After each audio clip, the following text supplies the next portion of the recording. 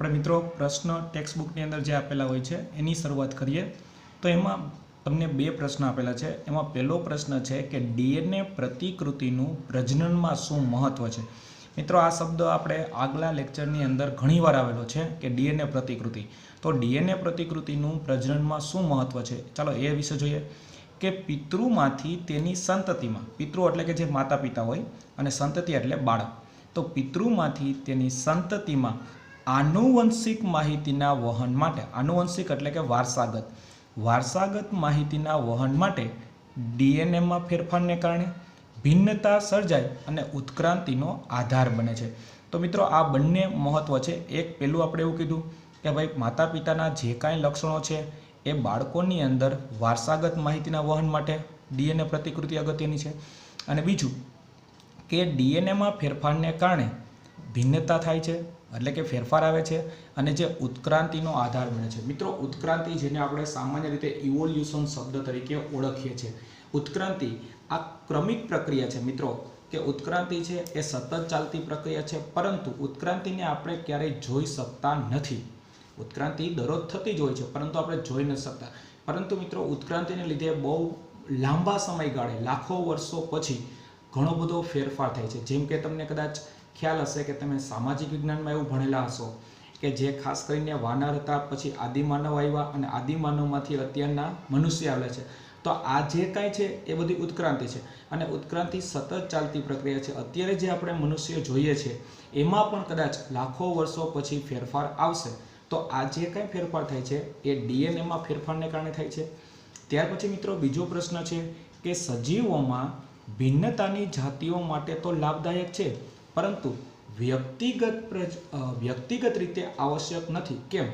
પ્રશ્ન એવો છે મિત્રો, ફરી પાછું રિપીટ કરું કે સજીવોમાં જે કાંઈ ભિન્નતાઓ છે એ દરેકે દરેક જાતિઓ માટે તો લાભદાયક છે એટલે કે ફાયદાકારક છે, પરંતુ વ્યક્તિગત કેમ નથી એ આપણે સમજીએ કે પ્રજનનમાં ડીએનએ પ્રતિકૃતિનું સર્જન એ મૂળભૂત ઘટના છે, કારણ કે પ્રજનન દરમિયાન ડીએનએ છે એની જે પ્રતિકૃતિ છે એટલે કે ખાસ કરીને એની જે છબી છે એ એનો મેઇન આધાર છે। ડીએનએ પ્રતિકૃતિના સર્જનની ક્રિયા કેટલીક ભિન્નતા દર્શાવી શકે છે એટલે કે એમાં ફેરફાર લાવી શકે છે, પરંતુ વ્યક્તિગત ભિન્નતા લાંબા સમયગાળા માટે એકત્રિત થતી રહી જાતિમાં ફેરફાર સર્જી શકે છે। એટલે કે દરેકે દરેક વ્યક્તિની અંદર જે ફેરફાર આવે છે એ લાંબા સમયગાળા સુધી ભેગી થાય છે અને પછી એ જે નવી જાતિ આવશે એમાં ફેરફાર છે એ સર્જી શકતી હોય, એટલે કે ફેરફાર આવી શકતો હોય। ટૂંકમાં આપણે કેવું હોય મિત્રો કે સજીવોમાં જે ભિન્નતા આવે છે એ તો ફાયદાકારક હોય જ છે, કારણ કે એ લાંબા સમયગાળા હોય, પરંતુ કોઈ એક વ્યક્તિની જો આપણે વાત કરીએ કે દાખલા તરીકે કોઈ એક વ્યક્તિ છે એની અંદર અચાનક વધારે પડતી ડીએનએમાં ફેરફાર થયો, ડીએનએમાં ફેરફાર થયો એટલે ભિન્નતા આવી, અને વધારે પડતી ભિન્નતા આવી કદાચ એવું પણ બને કે એના જે રંગસૂત્રો હોય એમાં પણ ફેરફાર થયો, એના ડીએનએમાં ફેરફાર થયો હોય, અને એ લીધે એ જે બાળક જન્મે છે એ ખોટ ખાપણવાળું હોય અથવા માનસિક રીતે એને કોઈ તકલીફ હોય, જરૂરી નથી કે એના માતા પિતાને હોય, પરંતુ એ બાળકને આવે છે, તો કદાચ એવું બને કે હવે પછીની જે કાંઈ એની જનરેશન એટલે કે એની જે આગળ પેઢી ચાલશે એની અંદર એ લક્ષણો છે આવી શકે છે। ત્યાર પછી મિત્રો આપણે 8.2 ટોપિક શરૂઆત કરવા જઈ રહ્યા છે। 8.2 એવું છે કે એકલ સજીવો દ્વારા ઉપયોગમાં લેવાતી પ્રજનન પદ્ધતિઓ। મિત્રો અહીં એકલ સજીવો શબ્દ આપ્યો છે, એકલ સજીવો એટલે કે ખાસ કરીને અલિંગી પ્રજનનની આપણે વાત કરી છે। આ ચેપ્ટરની અંદર આપણે બંને પ્રકારના પ્રજનન વિશે સમજવાનું છે, લિંગી પ્રજનન અને અલિંગી પ્રજનન। તો સૌથી પહેલાં જે એકલ સજીવો છે, એકલ સજીવો એટલે ખાસ કરીને જેમાં અલિંગી પ્રજનન થતી હોય એની પદ્ધતિઓ વિશે જાણીએ। તેમાં પ્રશ્ન નંબર 6 આપ્યો છે કે યીસ્ટમાં, તમને મિત્રો ખ્યાલ હશે યીસ્ટ જે ખાસ કરીને આપણે ફૂગ તરીકે ઓળખે છે, તો યીસ્ટમાં કલિકા સર્જન, કલિકા એટલે ગાંઠ અને સર્જન એટલે નિર્માણ, જે ગાંઠનું નિર્માણ થાય છે એ અલિંગી પ્રજનન પદ્ધતિનું અવલોકન કરવું છે, જે તમને પ્રવૃત્તિ 8.1 તરીકે ટેક્સ્ટ બુકમાં આપેલું છે। તો મિત્રો ખાસ કરીને જે યીસ્ટની અંદર કઈ રીતે ગાંઠ ઉત્પન્ન થાય છે અને એ ગાંઠમાંથી કઈ રીતે આખો સજીવ તૈયાર થાય છે એના માટેની તમારે અલિંગી પ્રજનનની વાત કરી છે। તો સૌપ્રથમ આપણે 100 ml પાણીમાં 10 ગ્રામ ખાંડને ઓગાળો। મિત્રો આપણને આ પ્રયોગ એવો પણ છે કે આપણે જાતે પણ કરી શકીએ કે સૌથી પહેલાં 100 ml પાણીમાં, એટલે કે કાચનો કોઈ પણ ગ્લાસ હોય તો પણ ચાલે, પણ એનું પ્રમાણ થોડુંક જળવાય તો સારું રહે કે 100 ml પાણી લીધું, એમાં આપણે 10 ગ્રામ ખાંડ છે એને ધીમે ધીમે ઓગાળશું.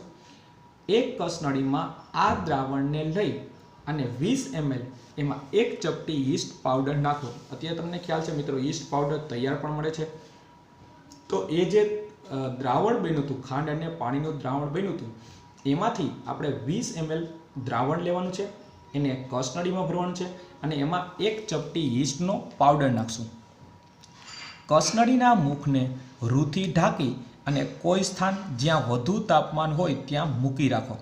મિત્રો, અહીં કસનળીના મુખને આપણે રૂથી એટલા માટે ઢાંકીએ છીએ કે જેથી કરીને બહારનું જે વાતાવરણ હશે એને લીધે ફેરફાર ન થઈ શકે, અને બીજું અંદરનું તાપમાન એટલું ને એટલું જળવાઈ રહેશે અને બહારથી એને ઓક્સિજન મળતો બંધ થઈ જશે. તો કસનળીના મુખને રૂથી ઢાંકી દઈ અને કોઈ સ્થાન જ્યાં વધારે તાપમાન હોય ત્યાં મૂકી રાખીએ. 1 કે 2 કલાક પછી કસનળીમાંથી યીસ્ટના સંવર્ધિત એટલે ઉછેર દ્રાવણમાંથી એક ટીપું સ્લાઇડ ઉપર લઈ અને તેને કવર સ્લીપ ઉપર ઢાંકો. તો મિત્રો, આજે આપણે કસનળી હતી એને ઉપર રૂથી ઢાંકી દીધી. આપણે 2 થી 3 કલાક સુધી એની વેઇટ કરીએ અને પછી એ રૂને કાઢી અને એ જે દ્રાવણ હતું કે જેમાં તમે યીસ્ટનો પાવડર નાખ્યો હતો, પણ એમાં યીસ્ટ છે એને ઉછેર થવાની શરૂઆત થઈ હોય, અને એમાંથી એક ટીપું આપણે સ્લાઇડ ઉપર લઈએ અને એની ઉપર કવર સ્લીપ ઢાંકી દઈએ. યીસ્ટના કોષોની સપાટી ઉપર કોષ વિભાજનને કારણે કલિકા ઉદ્ભવતી જોવા મળશે. તો મિત્રો, આપણને પ્રશ્ન પણ થશે કે આ કઈ રીતે બનતું હશે. તો સૌપ્રથમ જ્યારે તમે માઇક્રોસ્કોપની અંદર જોશો કે માઇક્રોસ્કોપની અંદર જે સ્લાઇડ હશે એ સ્લાઇડની અંદર તમે જોશો તો યીસ્ટના કોષો આ રીતે હશે. હવે એની ઉપર આ રીતે પહેલાં નાની ગાંઠ બનેલી હશે. સ્લાઇડમાં તમે જોશો એટલે તમને ખ્યાલ આવે. હવે આ જે ગાંઠ છે એ હકીકતે એક બાળકોષ છે. એ ધીમે ધીમે છે એ મોટો બનશે. એ મોટો બનશે એટલે ફરી પાછી એમાંથી ગાંઠ બનવાની શરૂઆત થાય. આ રીતે સતત એક જ સજીવ હતું, એમાંથી ધીમે છે એ ગાંઠ બનશે અને એમાંથી નવા સજીવો છે એ બનવાની તૈયારી થશે. તો આ રીતે મિત્રો, જે યીસ્ટ હતું એમાં માત્ર એક જ સજીવો દ્વારા પ્રજનન થયું, એટલે એને અલિંગી પ્રજનન કીધું છે. ત્યાર પછી મિત્રો, પ્રશ્ન નંબર 7 આપેલો છે કે બ્રેડના ટુકડા ઉપર રાઇઝોફસ ફૂગની વૃદ્ધિનું અવલોકન કરવાનું છે, જે પ્રવૃત્તિ 8.2 તરીકે આપેલી છે. તો બ્રેડના ટુકડાની જગ્યાએ તમે રોટલીનો ટુકડો લ્યો તો પણ ચાલે. કે બ્રેડના ટુકડા ઉપર રાઇઝોફસ ફૂગ, જે એકદમ તાતણા જેવી ફૂગ છે, એની વૃદ્ધિનું આપણે અવલોકન કરવું છે, એટલે કે એ આપણે જોવું છે મિત્રો. તો એ કઈ રીતે જોઈ શકાય એના માટે તમને પ્રવૃત્તિ 8.2 આપેલી છે કે સૌપ્રથમ બ્રેડના એક ટુકડાને પાણીમાં પલાળી અને ઠંડા, ભેજવાળા અને અંધકારવાળા સ્થાન પર તેને મૂકો.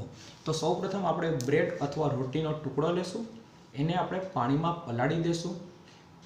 ત્યાર પછી એ જે ભેજવાળું વાતાવરણ હોય અથવા ઠંડુ વાતાવરણ હોય તેવા સ્થાન ઉપર એને આપણે મૂકીએ.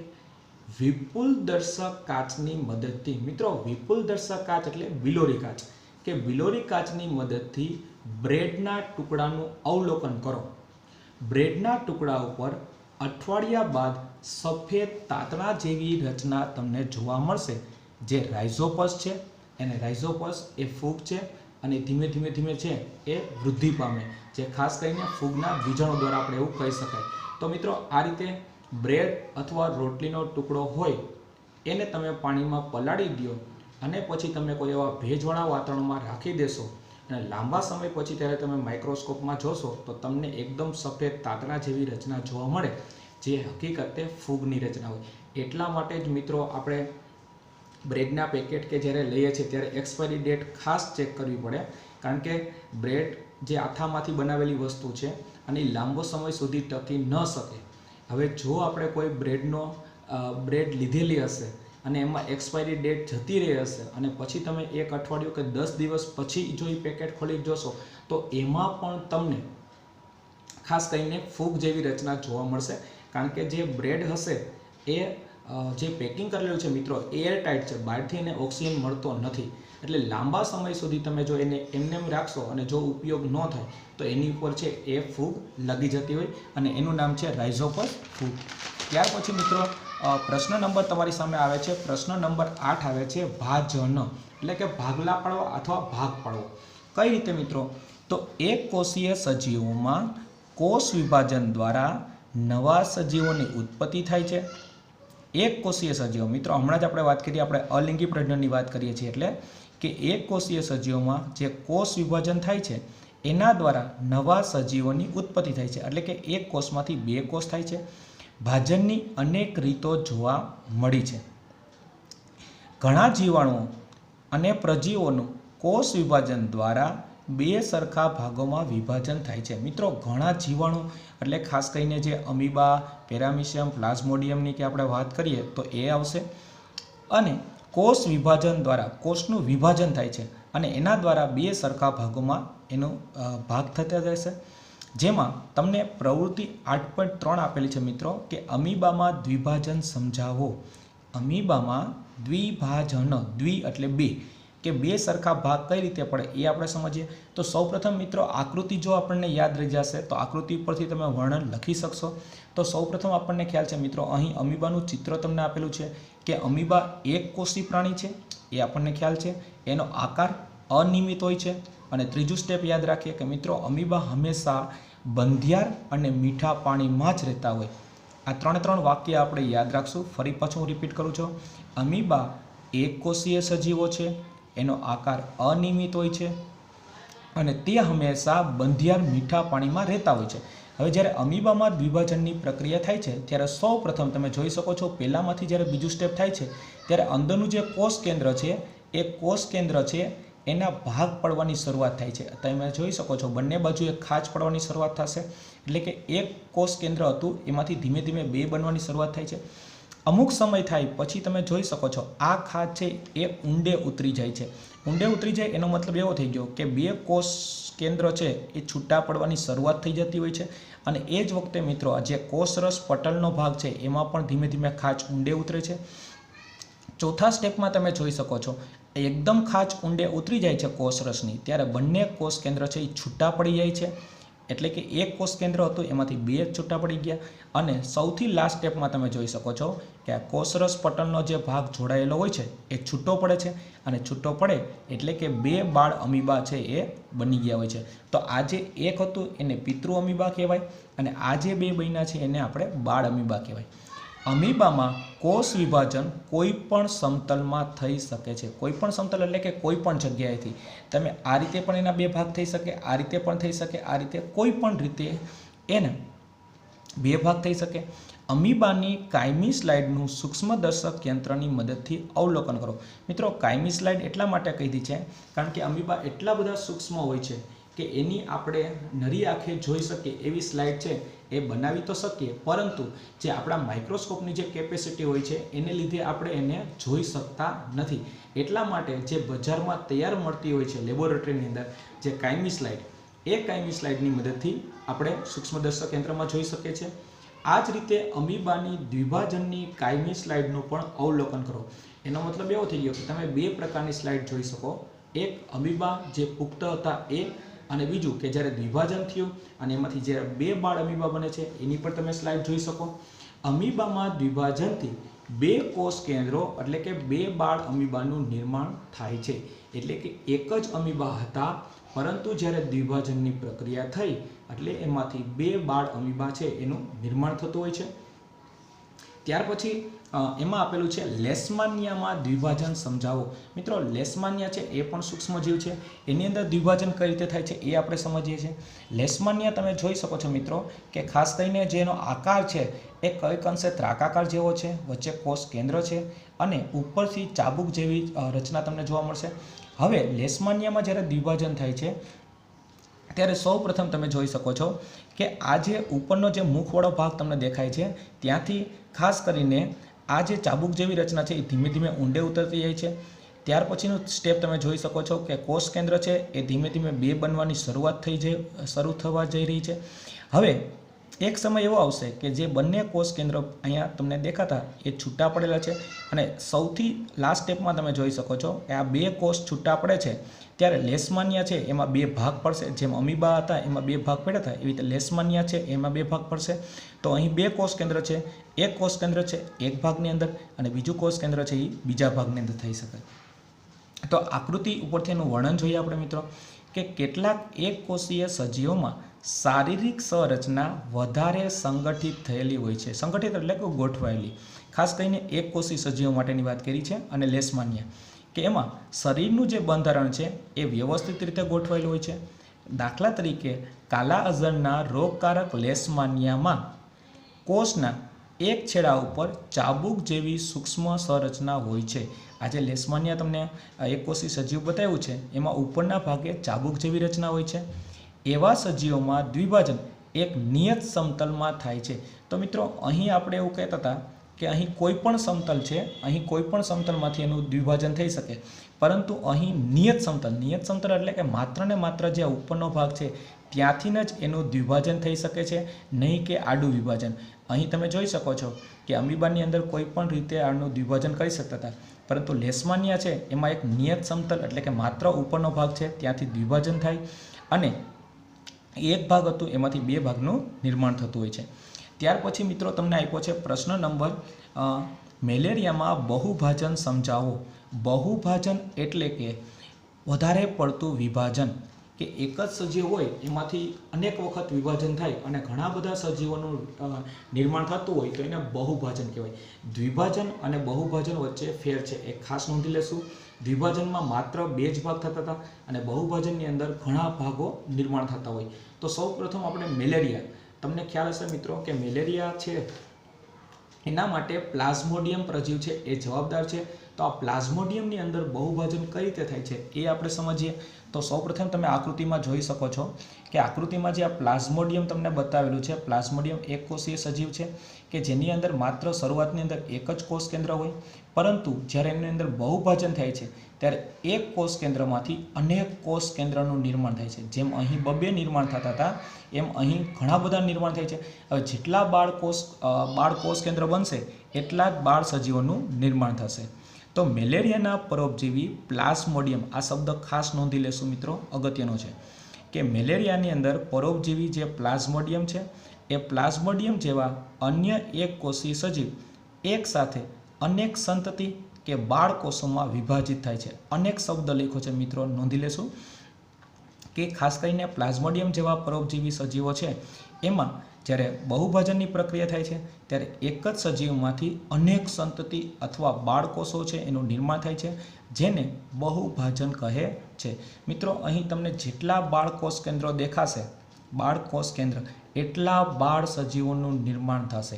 એનો મતલબ એવો થઈ ગયો કે પ્લાઝ્મોડિયમમાં ખાસ કરીને પ્રજનનનો દર છે એ સૌથી વધારે ગણાય, કારણ કે અમીબાની અંદર માત્ર એક સજીવમાંથી બે બનતા હતા, લેશમાનિયાની અંદર પણ એકમાંથી બે બનતા હતા, પરંતુ પ્લાઝ્મોડિયમમાં તમે જોઈ શકો છો કે પ્લાઝ્મોડિયમની અંદર એક સજીવમાંથી અનેક, કદાચ એ 50, 60, 70ની સંખ્યા પણ હોય અથવા એનાથી વધારે પણ હોઈ શકે છે। તો આ રીતે જે એક કરતાં વધારે વખત વિભાજન થાય એને આપણે બહુભાજન કહેવાય। ત્યાર પછી મિત્રો પ્રશ્ન નંબર તમને 9 આપેલો છે, તંતુમય લીલમાં અવખંડનનું નિર્માણ સમજાવો। તો એ તમને પ્રવૃત્તિ નંબર આપી છે મિત્રો 8.4, એની આપણે શરૂઆત કરીએ કે તંતુમય લીલ, તંતુમય એટલે કે તાતણા જેવી, અને લીલ એટલે સામાન્ય રીતે આપણી ભાષામાં કહેવું હોય તો સેવાળ, અને ઇંગ્લિશમાં એને આલ્ગી તરીકે ઓળખવામાં છે। તો એ જે તાતણા જેવી લીલ છે એમાં અવખંડનનું અવલોકન કરવું। મિત્રો અવખંડન એટલે કે એના ભાગ પડવા, નાના નાના કટકામાં રૂપાંતર થાય એને આપણે અવખંડન કહેવાય।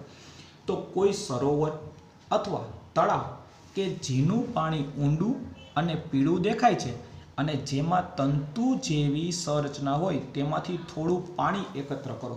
મિત્રો ખાસ કરીને કોઈ તળાવ આપણે જઈએ અથવા કોઈ નાનું એવું સરોવર હોય અથવા કોઈ ખાબોચિયા લાંબો સમય સુધી જો પાણી ભરાયેલા હોય તો જેનું પાણી થોડું ઊંડું અને પીળું પડતું દેખાતું હોય ત્યાં તંતુ, તાતણા જેવી રચના તમને પથ્થર સાથે ચોટેલી હોય એવું જોવા મળશે।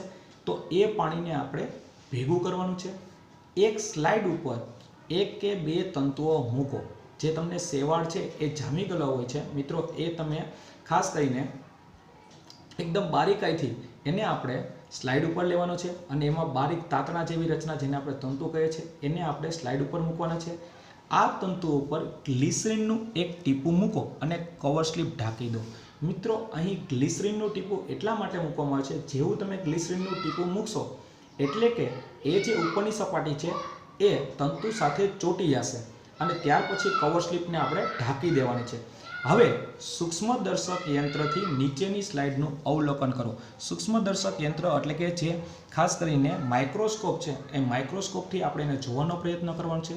તેમાં સ્પાઇરોગાયરા લીલ, જે લીલા રંગની ક્લોરોફિલ જોવા મળે, પરંતુ તંતુમાં પેશીના અભાવને લીધે તેને આપણે ઓળખી શકતા નથી. તો મિત્રો આજે આપણે તમે લીલ ભેગી કરેલી હતી એની અંદર જે ખાસ કરીને લીલા રંગનો જે ભાગ તમને જોવા મળે છે એ સ્પાઇરોગાયરા નામની લીલ છે અને ક્લોરોફિલ હોય છે. અને ક્લોરોફિલ ખાસ કરીને આપણને ખબર છે કે ક્લોરોફિલ હોવાને લીધે એ પોતાનો ખોરાક જાતે બનાવે છે, પરંતુ એ તંતુની અંદર જે પેશી છે એ પેશીનો અભાવ છે એટલે કે ગેરહાજર છે, એને લીધે આપણે એને ડાયરેક્ટ ઓળખી શકતા નથી. તો આ રીતે મિત્રો આપણે જે આજે લેક્ચર જોયો એની અંદર આપણે અલિંગી પ્રજનન એટલે કે એક કોષી સજીવોમાં કઈ રીતે પ્રજનન થાય છે એના વિશે આપણે સમજ્યા. હવે પછીના પ્રશ્ન હશે એની અંદર આપણે અવખંડન અને પુનઃસર્જન વિશે આગળ અભ્યાસ કરીશું. આભાર.